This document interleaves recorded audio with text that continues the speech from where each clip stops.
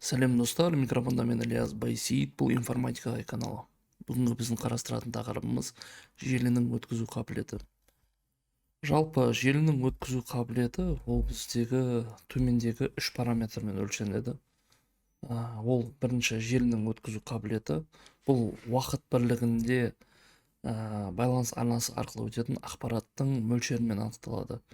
Бірақ түсіну керек, ол кезде 1 секунд ішіндегі ең максималды ақпаратты жіберу жылдамдығы, ол оның өткізу қабілетіне тең болады.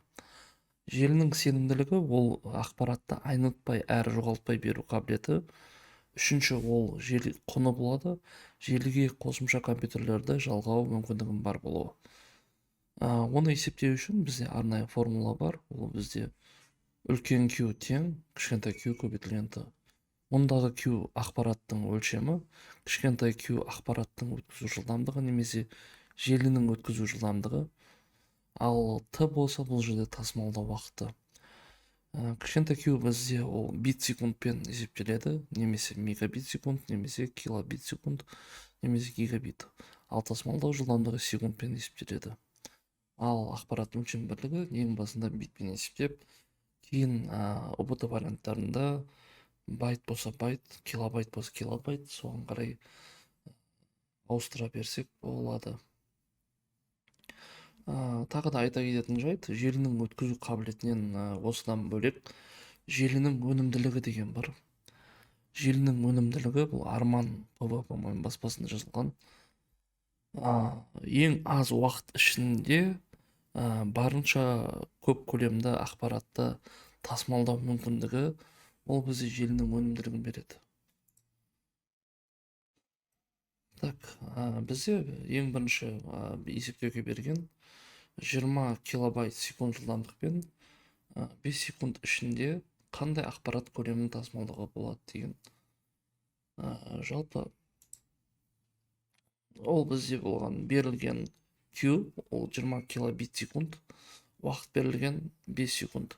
Табу керек үлкен Q. Егер естеріңізде болса, бізде формула бізде үлкен Q тең кішкентай Q көбейтілген Т. Ал Арман ПВ-да ол V тең Q көбейтілген Т болып келеді. Және де өте маңызды ақпарат бұл жерде. Осы жерде мысалға осы уақытқа дейін біз килобайт, мегабайт деген өлшем бірлікпен таныс болсақ, бұл жерде енді қазір біз килобит, мегабит деген сияқты ұғымдармен таныс боламыз, және оның кішкене скриншотын осы жерге қоятын боламын. Мына есепті шешу үшін былай жасайық та, біз ең алдымен калькуляторға кірейін. Калькуляторға кірейін да, калькулятормен есептейік. Вид бізге обычный бола береді. Былай жасайық. Берілген бізде 20 килобайт секундпен деп айтқан. Бірақ та мына жерде килобит деген, ол кітаптың өзінде де килобит деп берген. 5 секунд ішінде қанша ақпарат дейді. Мына жерде яғни опечатка кеткенді. 20 көбейту бізде 1024. Осыны көбейтеміз 5-ке. 102.400 бит ақпарат жіберуге болады. Оны бөлеміз 8-ге. 12.800 байт. И бөлеміз 1024-ге. Осы кезде болады 12,5 килобайт ақпарат жіберуге болады екен. Келесі мысал. Өлшемі 525 килобайт. Енді бұл жерде килобайт деп айтқан. Файлды 33.600 бит секунд жылдамдықпен қанша уақыт ішінде тасымалдауға болады деді. Бұл жерде үлкен Q бар. И мына жерде кішкентай Q табу керек Т-ны. Бізде сонда былай болады. Біз ең алдымен осы жерде 525-ті айналдырып алу керекпіз. Битке 1024 көбейтеміз. Оны көбейтеміз 8-ге тағы да. Бағанағы 537.600 бізде байт болды. Ал тағы да көбейтетін болсақ битке айналады. Осы шыққан мәнді бөле саламыз 33.600-ге. Сол кезде бізде 128 секунд шықты. Яғни осы файлды 525 килобайтты біздің скоростіміз 33.600 бит секунд болатын болса, 128 секундта біз оны жіберіп, яғни жіберуімізге болады екен. Ол 128 секунд дегеніміз 2 минут 8 секунд деп те келуі мүмкін жауаптарда. Келесі мысал бізде өлшемі 16.000 1680 16 мың дегенсің ғой. Өлшемі 1687,5 килобайт файл 4 минутта тасымалданды. Желінің тасымалдау жылдамдығы. Яғни бізде үлкен Q берілген, и берілген бізде уақыт. Осыны бір-біріне бөле салсақ, бізде шығады кішкентай Q. Бізде 4 минут 240, ал енді 1687-ні айналдырамын мен қазір. 7,5-ті көбейтемін 1024-ке, бұл бізде байт болды. Көбейтемін 8-ге, бұл бізде бит болды.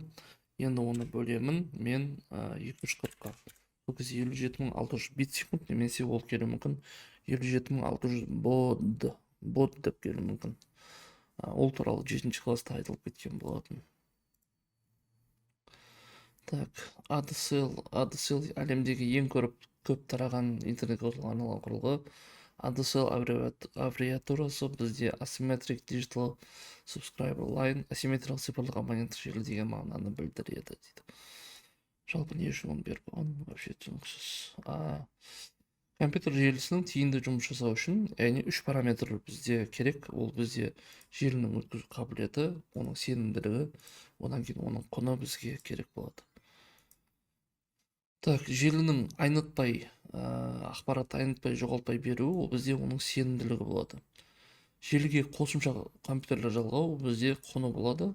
Тасымалдау жылдамдығы, желінің өткізу қабілеті болады. Так, енді қараңыздар. Так, ADSL қосылғысы арқылы тасымалдау жылдамдығы 256 бит секунд. Осы қосылыс арқылы файлды тасымалдауға болады. 16 секунд керек дейді. Файлдың көлемін килобайт анықта дейді. Так, былай жасайық. Бұл бізде 256 бит секунд. Значит, бізге табу керек 16 секундты и табу керек Q-ды. Біз мынаның бәрін есептемей қойып, былай жасайық. Бізде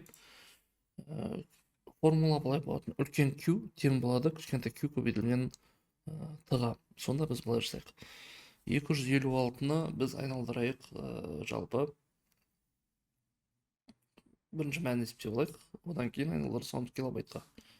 Сонда 256 мыңды көбейтеміз 16-ға. Яғни 30-ша бит. Айналдырамыз 8-ге. Бөлісем 8-ге 512 мың бізде байт болды. Оны бөлемін 1024-ге. Сонда 500 килобайт болады екен. Неге дұрыс емес?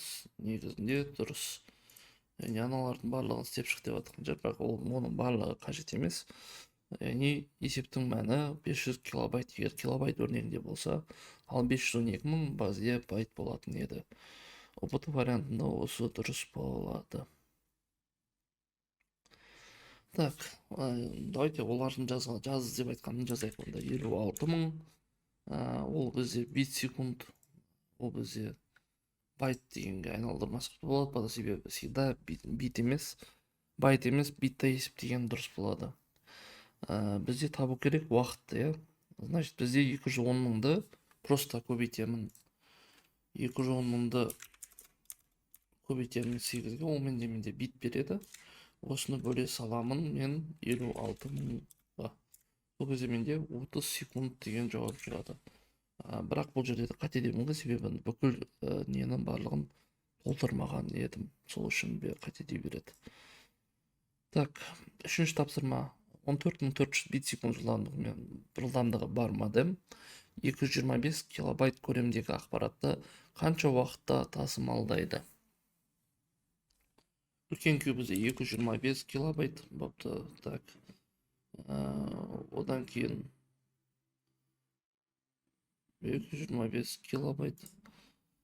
Так, жылдамдық 14400 бит секунд. 14400 Т тең бізде Т тең байт деген қалай ол? Вообще дұрыс емес, сайт негіз. Так, былай жасаймыз. 225-ті көбейтемін 1024-ге, одан шығып көбейтемін 8-ге. Менде шықты бит, осыны бөле салам 14400-ге. Жауап 28 шықты, бұны жауап бер.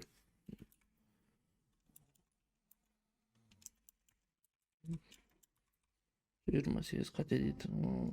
Олардың бәрі толмаған деп жатыр ғой сонда. Так, келесі. Осымен біткен екен. Жалпы мына жерде үй тапсырмасы бар. Осы үй тапсырманы қазір бірге шығарып көрейік. Былай жасайық. Бізде берілген фломастерді алайық та. Так, бізде берілген К берілген екен. К тең 128. Так, көбейту 32, көбейту 64. Бұл бізде кітаптағы символдар саны. Бұл что формула қарітлемен кетіп қалғанда. Компьютерде 8, яғни 256 болатын болса, 8 бит болғанда, значит, n тең 256. Так. Так. Осы кітаптағы ақпарат көлемін жылдамдықты анықтау керек. Значит, бізде ақпарат көлемі беріліп болған, секунд беріліп болған, табу керек жылдамдық. Сонда бізде бүйтеміз. Если что, бізде осы уақытқа дейін бит байтта i деген бізде kx деген формула бар. I тең kx деген осы жерде бізде k бар. i-дің орнына бізде q-ді қолдана саламыз. X бізде табу керек. X-ті біз мынаның ішінен ала саламыз. Сонда былай жасаймыз. I тең kx. K бізде мынаның шыққан мәні болады. Ал X-ті мынадан аламыз. Себебі n тең 2-ның x дәрежесі деген формула бар еді. Осы формуланы алатын болсақ, 256 2-ның қанша дәрежесіне тең? 8 дәрежесіне тең. Сонда мынаның мәнін көбейтемін, мына жердегі 8-ге көбейтемін мынадан шыққан мәнді.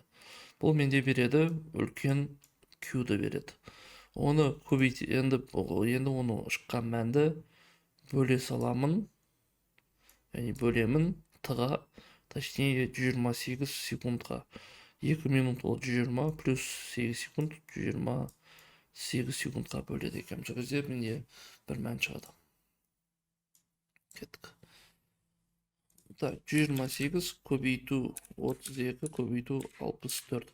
Бұл бізде жалпы кітаптағы компьютерде терілген символдар саны. Оны көбейтемін мен 8-ге, яғни бұл жердегі әр символ 8 битпен кодталған.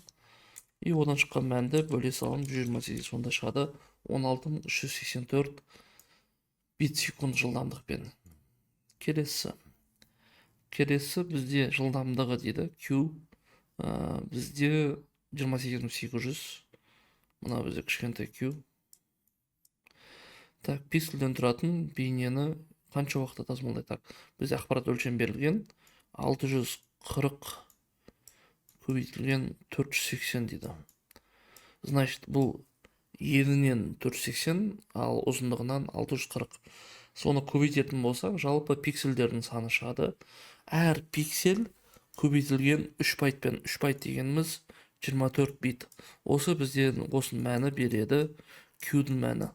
Ал Т-ны табу керек болса, бұны бөле салам кішкентай Q-ға. Сол кезде менде Т-ның мәні шығады. Сонда былай жасаймыз. 640 көбейту 480 көбейту 24. Ол бізге осы бүкіл ақпараттағы өлшем бірлік Q-ді беріп тұр. Осыны бөлемін 28800 дегенге. Бұл кезде менде бұның барлығы 256 секундта тасымалданады.